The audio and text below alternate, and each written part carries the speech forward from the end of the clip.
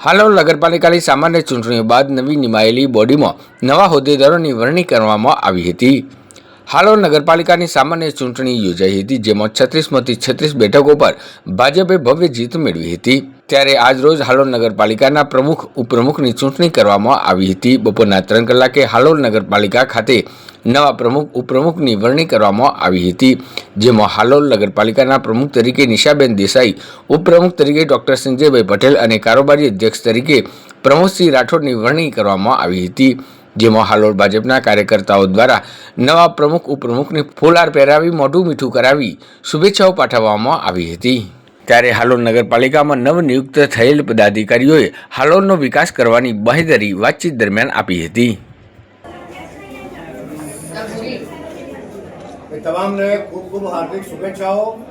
Bharatiya Janata party आपने જે આદેશ આપ્યો છે આજરોજ હાલોલ નગરપાલિકાની સામાન્ય ચૂંટણી 2025ના ચૂંટણીનું પરિણામ જાહેર થયા બાદ માનનીય કલેક્ટર સાહેબના આદેશ મુજબ અધ્યાસી અધિકારી તરીકે નગરપાલિકાના પ્રમુખ અને ઉપપ્રમુખના ઉમેદવારીના ફોર્મો મેળવીને પ્રમુખ અને ઉપપ્રમુખની જાહેરાત કરવા માટે અત્રે મિટિંગ બોલાવવામાં આવેલી હતી, જેમાં પ્રમુખ પદની ઉમેદવારી માટે માત્ર એક જ ફોર્મ આવેલ હતું અને તેઓ શ્રીમતી નિશાબેન અરુણકુમાર દેસાઈનું ફોર્મ હતું। અન્ય કોઈ ઉમેદવારી પત્ર રજૂ થયેલ ન હોય તેમને પ્રમુખ પદ તરીકે ઘોષિત કરવામાં આવેલા છે, જ્યારે ઉપપ્રમુખ માટે પણ માત્ર એક જ ઉમેદવારી ફોર્મ આવેલું હતું અને જે સંજયભાઈ ડાયાભાઈ પટેલ હતા અને તેમને ઉપપ્રમુખ તરીકે આજે નગરપાલિકાના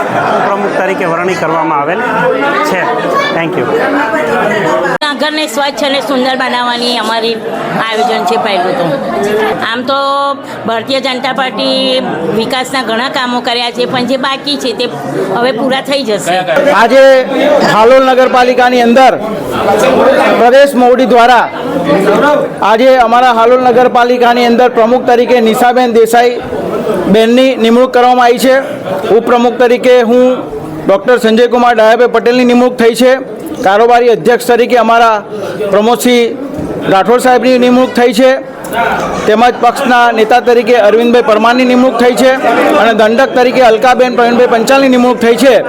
પાર્ટી જે ભારતીય જનતા પાર્ટી પ્રદેશ મોવડી દ્વારા અમારા પર જે વિશ્વાસ રાખીને અમને 5 જણને જે મેન્ડેટ આપ્યું છે તે બદલ પહેલાં તો પ્રદેશ મોવડી તેમજ જિલ્લા સંગઠન અમને ખાસ કરીને અમારા હાલોલના ધારાસભ્ય જયદ્રથસિંહ પરમાર સાહેબ તેમજ મયુરદાદાનો અને હાલોલ મંડળનો સંગઠનનો તમામનો જેટલો આભાર માનીએ એટલો ઓછો છે અને અમે ખાતરી આપીએ છીએ 5 ભેગા થઈને કે આગામી સમયમાં જે 2.5 વર્ષ માટેની જે ટર્મ મળી છે એમાં હાલોલની અંદર જે પણ કામ કંઈક બાકી હશે એ અમે પરિપૂર્ણ કરીશું।